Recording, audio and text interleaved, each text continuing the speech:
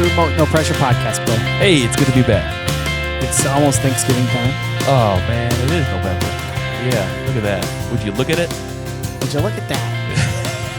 You know, what's that guy's name? Ed Bassmaster? Yeah. Would you look at that? You ever watch his stuff? I did. Dude's hilarious. He's still on the Facebook and stuff. No kidding? He's got lots of followers. He wears this goofy sweater with some glasses. He does a...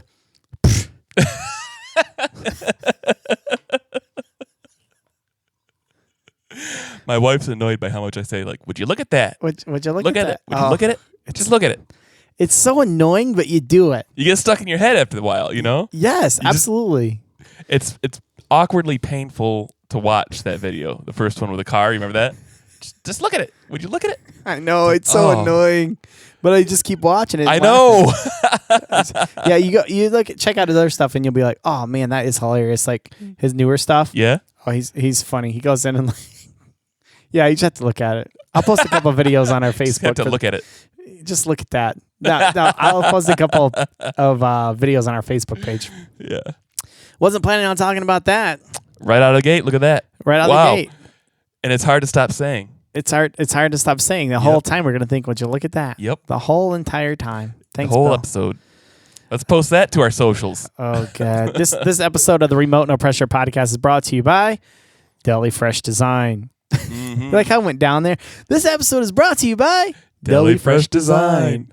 Deli Fresh Design. Deli Fresh Design. God, this is really bad. We just lost the sponsorship. Oh. No, but in all seriousness, this episode is brought to you by Deli Fresh Design. Check them out at delifreshdesign.com. Ross White's there to take your order for his handmade products. Yep. Keeping things out of the landfill. Made in America. Made in America. America. It's not affected by the Chinese tariffs. Not his prices. Nope.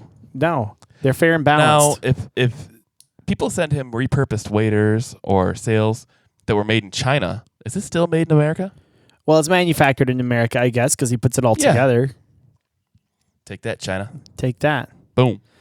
We'll take your waders and make a sling pack out of them. Boom. No, but anyways, go check out delifreshdesign.com. Ross White would love to hear from you. He's given our listeners a 20% discount when you use RNP20 at checkout. You can't afford not to. You can't afford not to. What do you get to fly angler that has everything? Something unique from Denver from delifreshdesign.com, Bill. That's right. Speaking of, have you started doing your Christmas shopping yet? Not yet. Do you like doing the Christmas shopping? No, that's why I have Amazon. Speaking of which, did you get my my wedding gift I sent you? I did. Good. Okay. I did. Very good. Thank you. Yeah, no problem. I was making sure because sometimes, usually bring it to the wedding. That's the first time because, I'm almost 40, so all my friends are married now. Yeah. So back when we used to go to weddings, we would bring all the gifts to the wedding. Yep. And set them all up, which some people did. Which we didn't have. We had a few, but not as many, which was awesome. Because there's less for us to haul away. People just send them to your house. Yeah. Exactly. That's like the best thing ever. Yeah, it was. Oh my gosh. We had a Things toaster. are changing. I sent out e-invites. I didn't have to. I was looking at invitations for this wedding. Uh-huh. That's the high end. Guess how much invitations cost on the high end? $1,000. $5,000. Are you serious? Nope. Yes.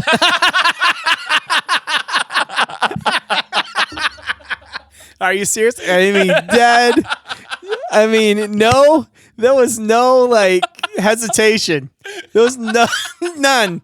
You look me dead in the eye. You go to the YouTube and you look at it. Bill looks me dead in the eye and goes, "Nope."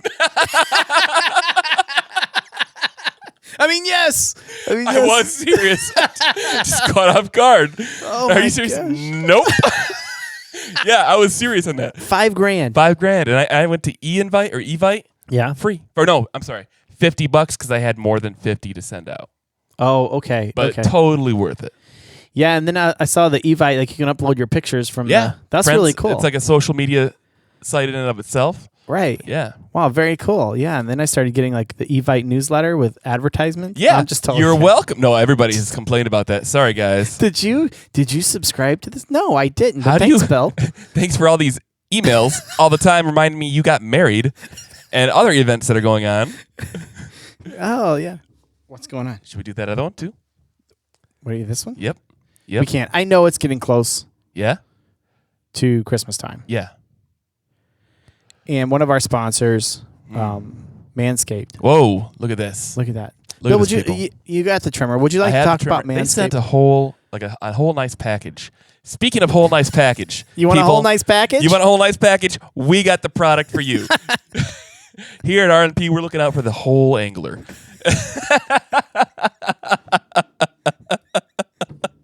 Do you need some dubbing for those fly fishing? For those awkward. Anyways, Tying flies, are you? Tying Well, we've flies. got the do we have some renewable materials for you? How do you harvest these renewable materials? Manscaped. Manscaped. God.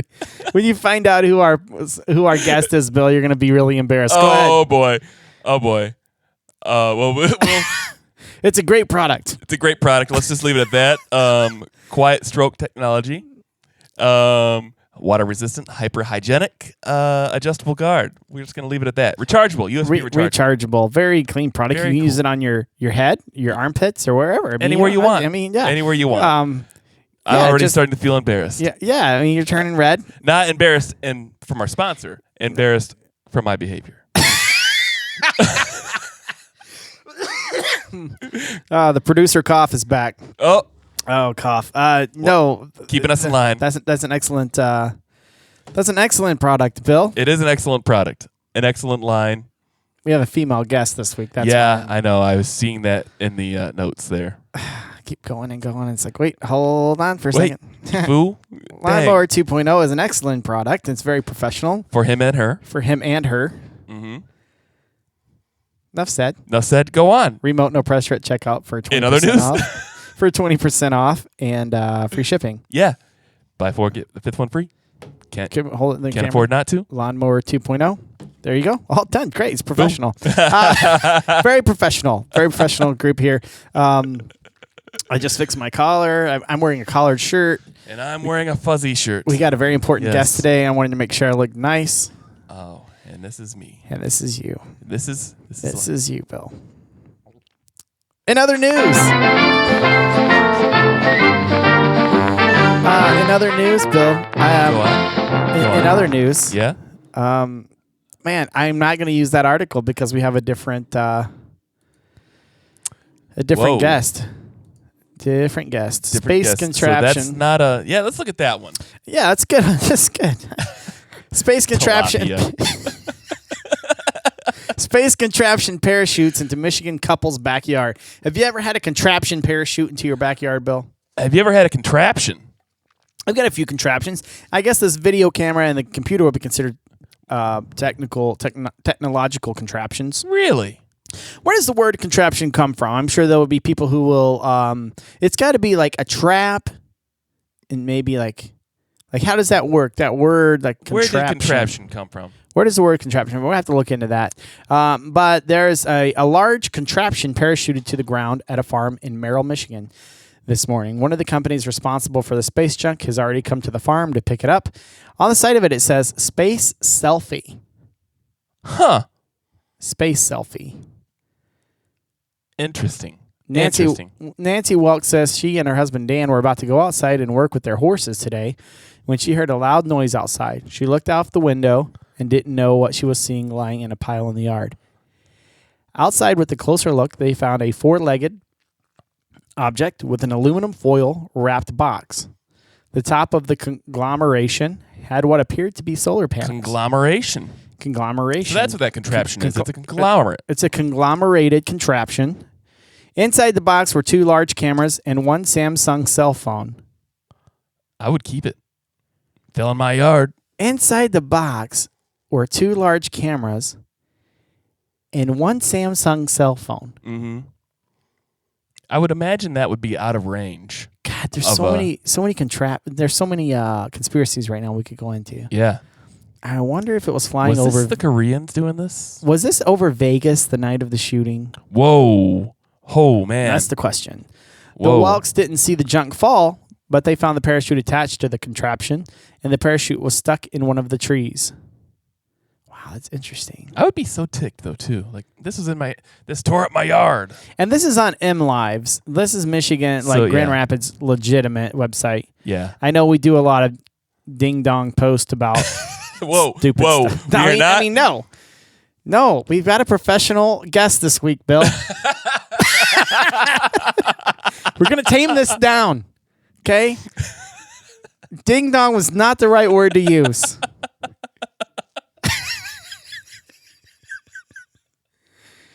God, one time.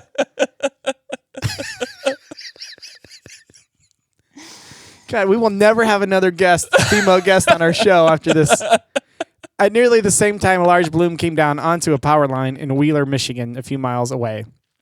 Well, it says power had to be shut off in the area while crews moved the popped balloon from the power line on Berry Road. We're gonna put that up on our. Could this be a UFO?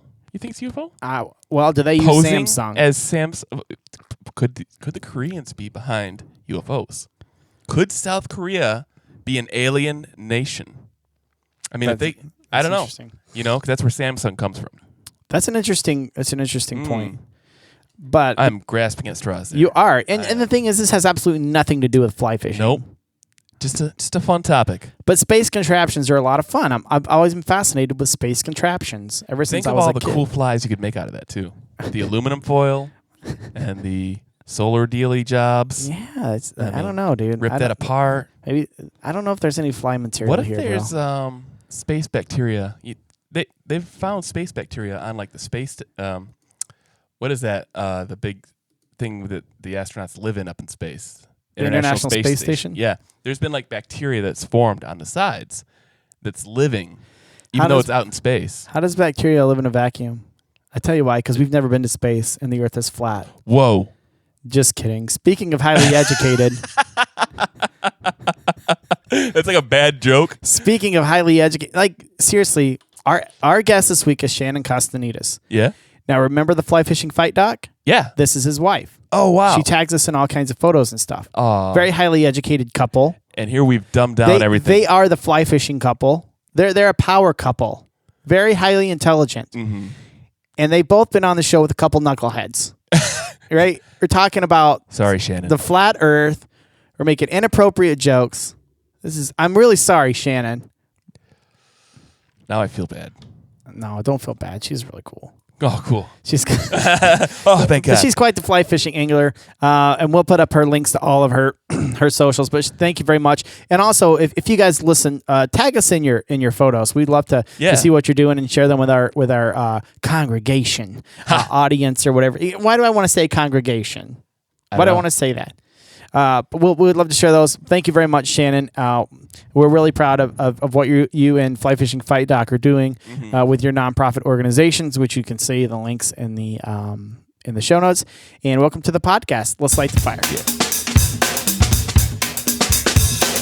Today on the Remote No Pressure podcast, we're very excited to have Shannon Constantinides. Thank you very much for joining us, Shannon. Yeah, thanks for having me. I'm super excited. It's awesome. So you are you're an awesome angler, and looking at your Instagram, anyways, you get a lot of fishing in, but and you are also married to the Fly Fishing Fight Doc, who's been on here, Alex, as well. You guys are like a fishing power couple now. So, but you had mentioned before the podcast started that you'd never been on a podcast before. And one of the things that we're really looking to do this season is because we've had some awesome names. We've had some great people on the podcast, but it seems like, any podcast, it's like they all make the rounds. You have like 20, 30 different people that are on all the different podcasts, and you hear the same stories. But we've had a lot of people on social media, tag us in pictures and help us build this community through their awesome photos and things like that. And we want to get to know them this season. And really, we have some other names lined up, but we really want to get to know them. So first of all, before we get started, I just want to say thank you so much for sharing a lot of the pictures that you've sent of you and Alex, and they've just been really great. So I really appreciate that. Thank you so much, Shannon.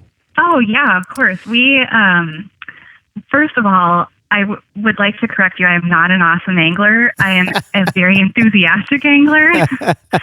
But anyone who has fished with me will tell you there is like a high rate of getting tagged with a stray fly.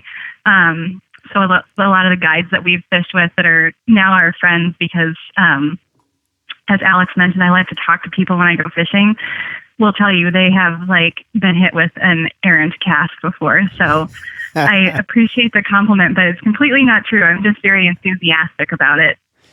Yeah, but you know what? It's the enthusiasm that's awesome. You know, it's like you're passionate about it. And I think sometimes, you know, you go through these stages as an angler, like you're really excited at first and it's like, okay, well, I'll do this all the time. Then you like catch a unique species. But I think, what was it? I think I was reading a quote the other day about how you get to the end of all of this fly angling career and you're just happy to be fishing, you know?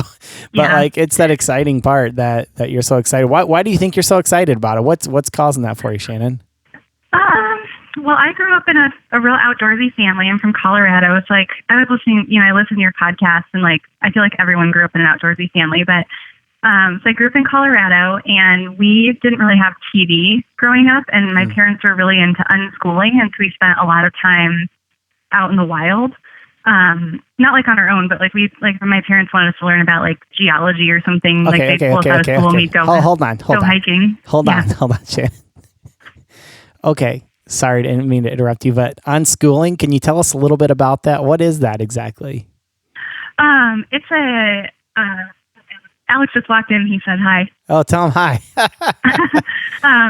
It's like a kind of a movement in education where, and they didn't do it like, it was not like a full-time thing, but where parents will pull their kids out of school to like go do, and this, I'm sure there are people who are educators that are listening to this that are going to be like, that's not the exact definition, but it's like you get pulled out of school to like go learn about things kind of in the real world.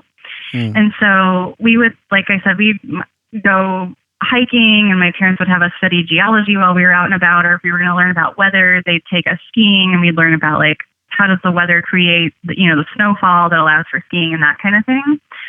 And we didn't, like I said, we didn't really have TV. So we just spent a lot of time outside. And I climbed my first 14er when I was 7 because my parents were like, well, that's what you do. You take kids up 14ers.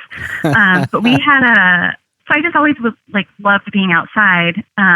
And we had a family lake house up in northern Minnesota all growing up. And so we'd go up there in the summers. My dad would take me up to opening fishing with my little Snoopy fishing pole. And we'd fish for like pike and perch and bass and walleye and stuff. So I just always really enjoyed it. And then when I met Alex, he's been like a lifetime fly fisherman. And so we had been dating for about a year and decided to go backpacking, which he and I both enjoy backpacking. So we hiked up and over this 11,000 foot pass and long hike into this very remote alpine lake and got up there and was kind of late. So he threw the tent up and the next morning he gets up and he's like, let's go fishing.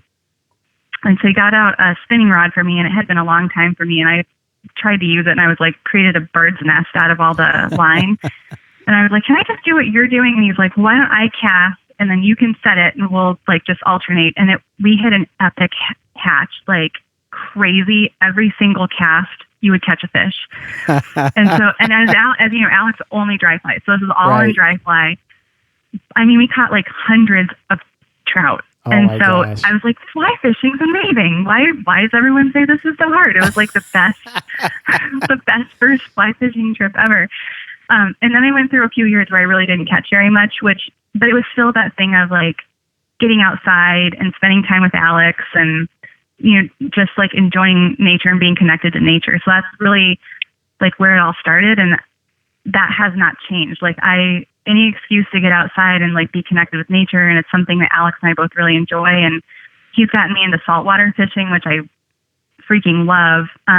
Just because the fish are big and they put up a fight and, and we just have like these amazing, we go on these, even if it's just at our condo, like just like great afternoons, we're out walking the beach or we've gone on some really awesome trips and we've met like the coolest group of people through fly fishing.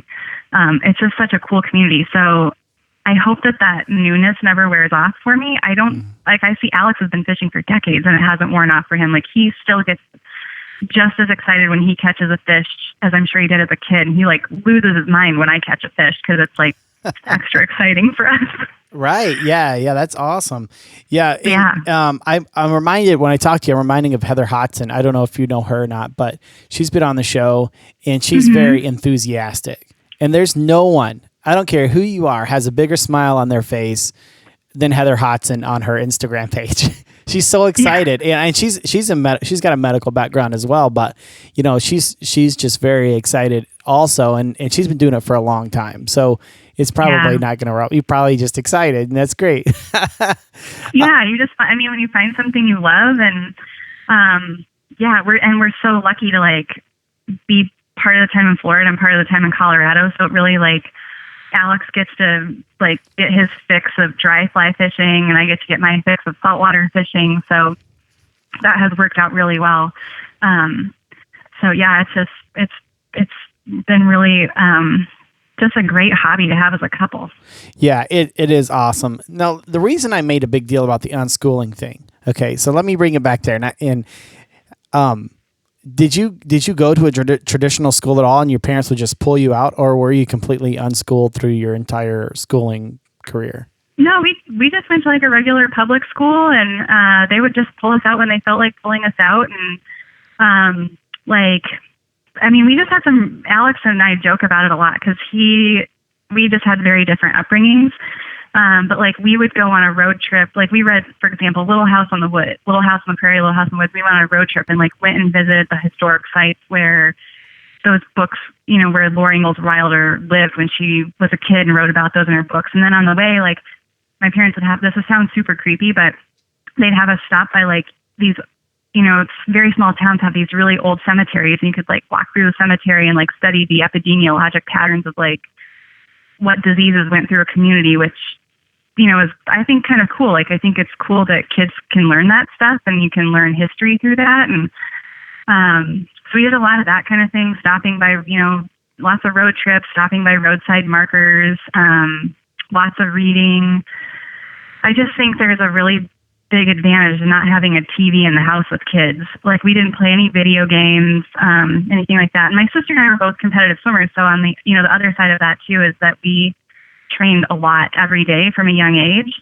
So that took up a lot of the time too. But my parents were very intentional in that they wanted us to like kind of grow up with that sense of cultural literacy, I guess is a good way to put it. Sure. There is a school in Colorado Springs where we live, and it's for fourth graders only. And it's kind of an unschooling.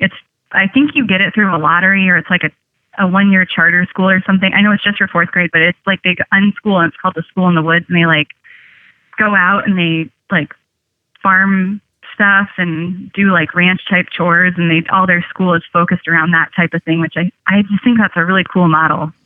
Yeah, it is. That's a very, very neat model. My kids go to, it's not an unschooling type thing, but they go to a charter school with a lottery, and they, like, my son's building like a wigwam or something like that outdoors. It's really cool for him to get dirty, and they have like a greenhouse there, and it's very different than my educational experience, where it's like you just shut up and sit down and listen to your teacher, For sure.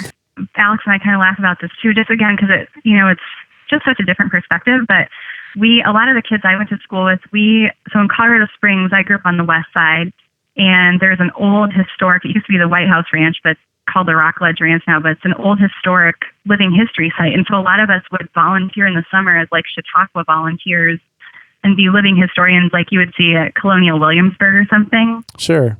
Which also was really cool. So I was always stationed at the homestead cabin. So we had like a pig and a horse and a garden, and we'd like churn butter and dip candles and rechink the lodge. And it was just very, I am very grateful that my parents engineered that into my upbringing, for, I guess that's lack of a better term. Yeah, that's excellent. That's really cool that your parents did that. It's something you're forever grateful for them to do that. Yeah. The reason I'm asking you about the schooling so much, number one, is there is an unschooling movement going on where people like don't do anything. They just homeschool their kids and let them do whatever. So I didn't know if that was the case, or because you are a PhD candidate, you're very well educated. So I was like, not that I don't know. I can't believe, until I had children, I didn't realize how controversial education choices were until I had kids. Yeah. And then people are just like, especially in our community. Growing up in Houston, it was like, you're just lucky you survived that day. And here it's like we got these excellent schools, and then people still think they should send their kids to private school. And it's like, okay. So anyways, that's why I was asking those questions. But one of the things I also wanted to talk to you a little bit about was you, if you don't mind me asking, did 9/11 encourage you to join the Air Force? Not really. Okay.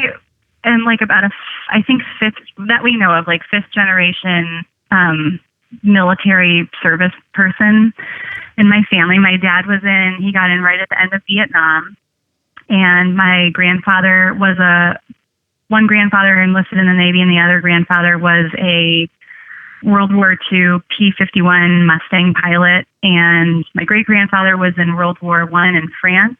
And before that, like, we have people dating all the way back to like when my grandmother's family, lived in the colonies during the Revolutionary War. We have like written letters and stuff from them. So it was always a thing in our family. And I'm a very like type A linear thinker type person. So I do really well with like structure and bureaucracy, as crazy as that might sound, like professionally, which is probably why I like going to school.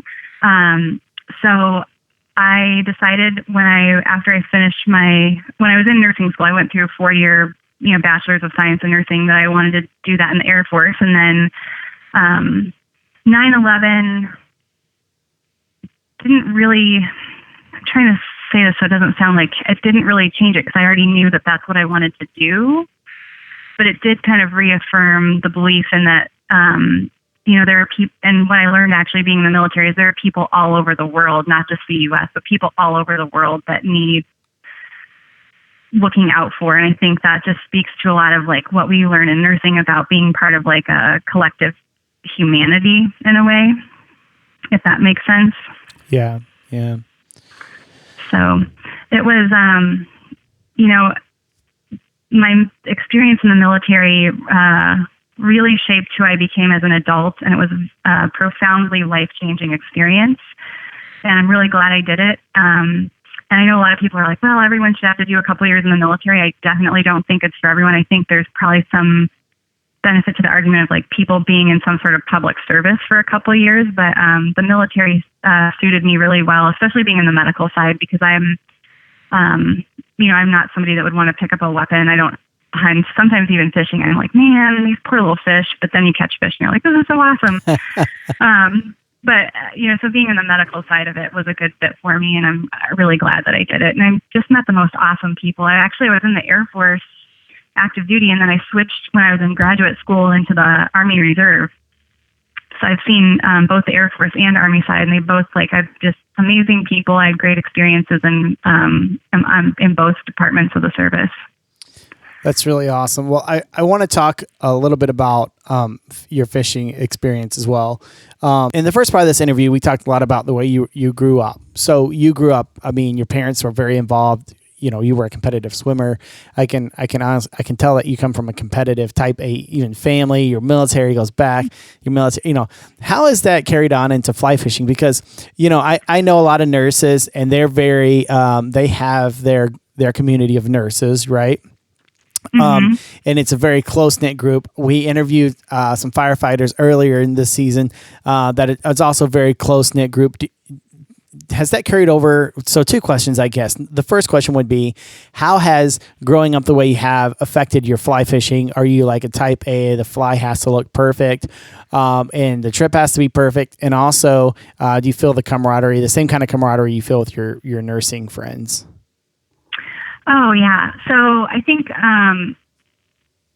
this is really interesting. I think my appreciation of life has changed over the last few years. Well, first of all, just being married to Alex, because as you know, like what he's gone through with his girls, it really has just living with him every day helps me just appreciate being in the moment every day. And that has helped me a lot, because I was, I'd get so focused on like having a plan and, like you said, everything having to be perfect. And that has really changed a lot for me. And then as part of one of my philosophy of science classes for my PhD, I was studying Buddhism and like Zen Buddhism. And that's also really helped me just like chill out a ton, like just really be mindful of being in the moment. And fly fishing is really good about that because you have to be in the moment or it doesn't work. Like, and I'm sure people that are really good probably, I don't know, they can like fish and do a bajillion other things. But for me, like, it's just really good to like get out of my brain. I'm in the moment. And like, I'll get frustrated if my casting gets off just because I know I could be like, I can tell when I need a snack or something. If I get hangry while I'm fishing, Alex will pull me off the paddle boat. And he's like, you need to eat something. Mm-hmm. But it's just something that I really enjoy, like no matter kind of what's going on. Like even if I have a day where I really don't catch very many fish or I feel like my casting was a little bit off, like it was still a great day. I was out on the water. I was out doing something I love with someone I love. So that, I think that type A part of me, like the good thing about fly fishing is it's helped mellow that out a lot. It's really hard to have a bad day when you're out fishing. Like even if you don't have like a classic presentation of the dry fly on the water, like through the riffle or whatever. So, I think that's helped mellow me out a lot. And then, what was the second question? I can't remember. This is the problem. I'll like go on and on. the camaraderie that you find in fly fishing community and in nursing, are those, you find a similar type camaraderie? Yeah,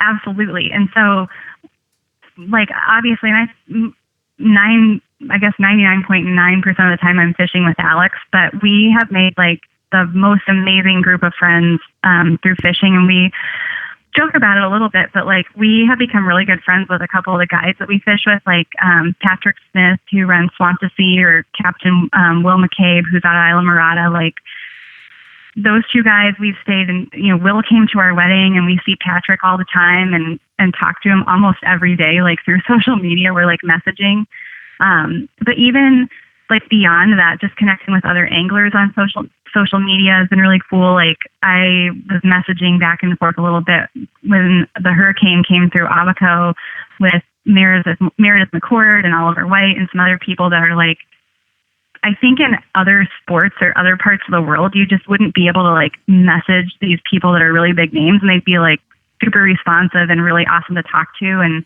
like actually a couple of weeks ago, I had a really awesome phone call with Curtis Fleming from Fly Rod Chronicles, and I've been talking with his marketing director Lucy, and they're both like the nicest people. And I just feel like that's true of the entire community. Like I just have not met an angler that I didn't like. Yeah, they're really awesome. The community is a pretty tight knit, cool group of people. Yeah.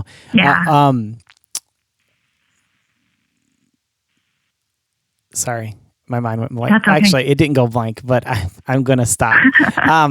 But yeah, I agree with you, because we've had some awesome people on here, and I tell people all the time, when I started this podcast, I didn't know anyone. I didn't know one person.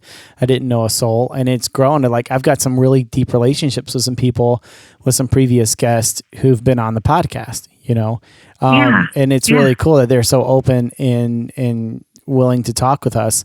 Now, my question for you is, you had emailed me a little bit about Abaco, what's going on there with the hurricane, and would you like to, I know you wanted to talk a little bit about that and what's going on with Oliver White. Would you like to talk a little bit about that? And have they got all their funding? I mean, what's going on down there? Well, so Abaco was really special to us. Alex and I have fished, so bone fishing is by far my favorite thing in the history of fishing. Like any day I have a chance to go do that, I will be like all over it. So I really enjoy that. But so Alex and I have been in the Bahamas a few times to go fishing, and he's been to the Abaco Lodge a few times, and this last time he took me, and it was just like a perfect trip because we caught a ton of fish, but it was just like the people were amazing. The vibe was really good. Like you just leave and your soul and your brain feels better.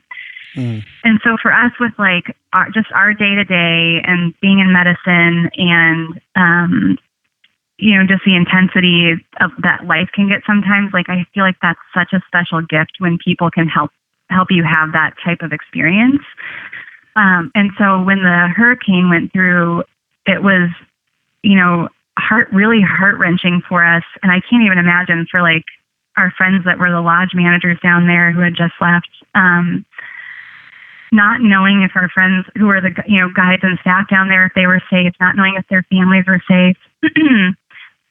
And all the structures can be rebuilt, but we were just like, it was like making us ill because we were like, we didn't know if anyone was doing okay. So one of the things I'm doing in town in Colorado Springs is collecting some like medical supplies and stuff that we're going to send down. But I would encourage anyone who's listening, if they have the means, there are so many different things to donate online that are going to help with the Bahamas recovery. And the one that is kind of near and dear to our heart is the one that Oliver White's running. It's a GoFundMe that he has up that's going to help support the guides and staff at the lodge and their families, because their livelihood, their paycheck revolves around tourism, and that's going to be significantly disrupted for a while. And these are just like, they're just really amazing people. And so,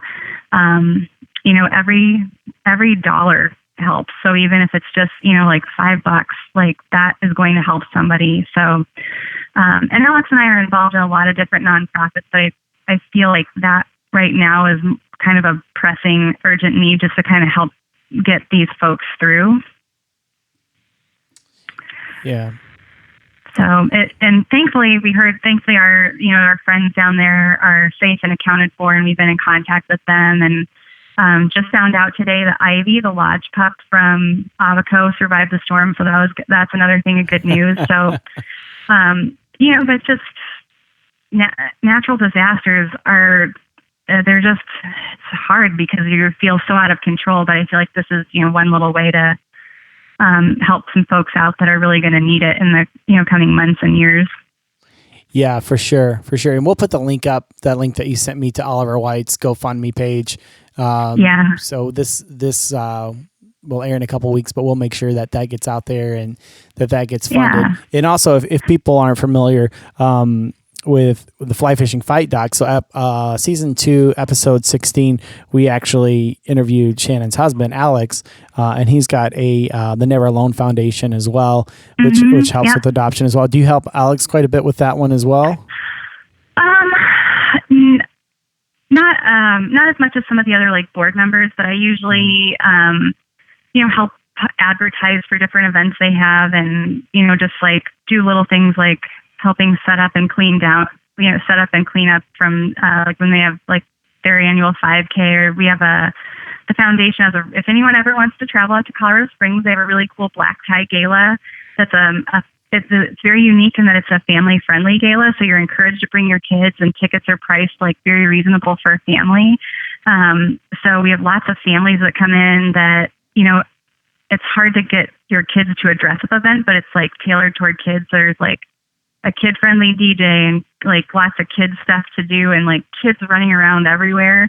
So it's a really cool event if anyone's ever interested in traveling in for that. It's usually in March or April every spring, and there's information on the Never Alone Foundation website.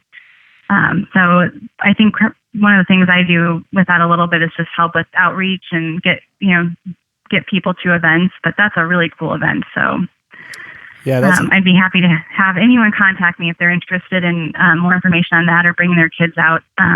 And that's just something, like I said, we really encourage entire families to come. It's because it's a family-focused event.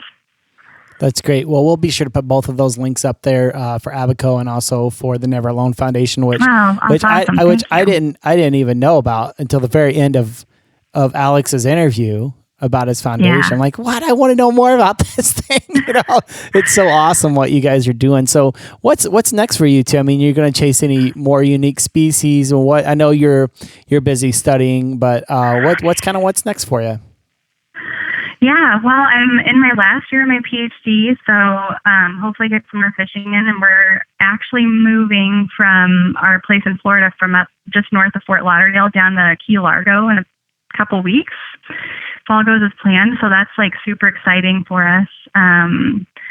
So, kayaking right out the back door, and if we're on the water, we're happy. So we don't have any big trips planned. I just, I get so focused on like day to day of school. It's, it's hard to come up for air sometimes, but that's like our big news is being down in the Keys. And we're like 2 doors down from one of my best friends from school and her family. And we've been teaching their teenage daughters how to fish, and they really enjoy it. And So that's kind of like our exciting next thing. And trying to think what else we have that's good gossip. But we stay pretty. Our schedule is pretty packed. Oh, we are having a good trip coming up. We're going to go down to, I forgot about this. We're going down in the end of October to Louisiana to fish with our friend, Will McCabe, who's like I said, he's a guide down Isla Mirada, but he's part of the time in Alaska and part of the time in Louisiana. We're going to go fishing for redfish down in the Delta, in the wetlands. So that's going to be super cool. We've been trying to get down there for years. So that's and it's going to be an exciting trip. And we usually, when we're up in Boca, we try and get together with our friend Captain Patrick Smith. Who I said he owns the Swamp to Sea guiding company, and we fish with him a lot. And so anytime we get a chance to go out with him, and we call it night snooking because we go out and fish for snook under the bridges at night. And anytime we have a chance to do that, it's like super fun. So we're doing that. We have lots of fights coming up. I work fights with Alex. My background is mostly in sports medicine, which is kind of how we met. So we'll do some fights and get me through the next year, and then hopefully like take a breath. We'll see. We're always doing something. It's mountain biking season in Colorado too, so if we're not on the water, we're always out on the trails trying to ride down mountains fast.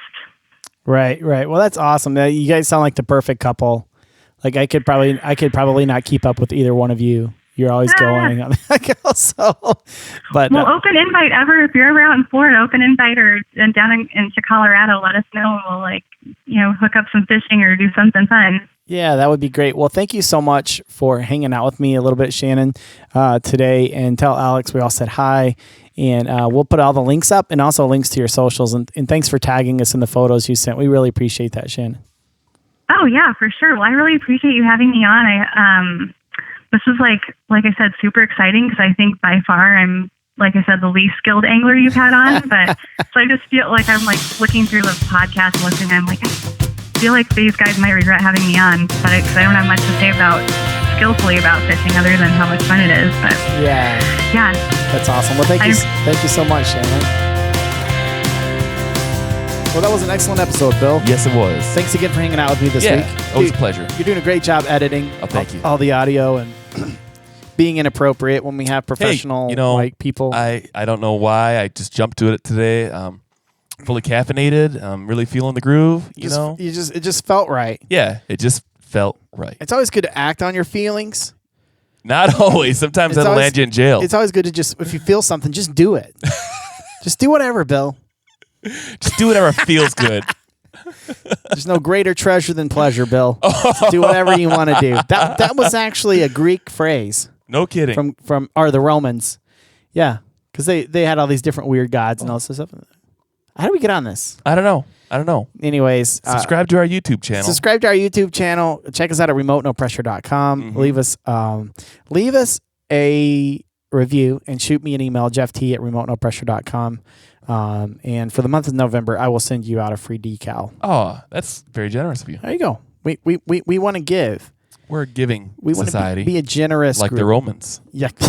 Tying it all back together. And also be sure to check out Deli Fresh Design. Type in RNP20 at checkout and receive 20% off shipping. 20% off. And then free shipping. What is going on? No free shipping. No free shipping? No. Oh, man. I don't know how Deli Fresh does their shipping, but I know they give you 20% off when you use RNP20 at checkout. That's still a deal. Manscaped.com. Our Remote No Pressure will give you 20% off and free shipping. That's a good deal, too. You can get a big bundle for like $60. Boom. A big bundle, like everything. So check them out. The decent bundle. What? Nothing. Let's wrap this up. Well, until next time, go fishing.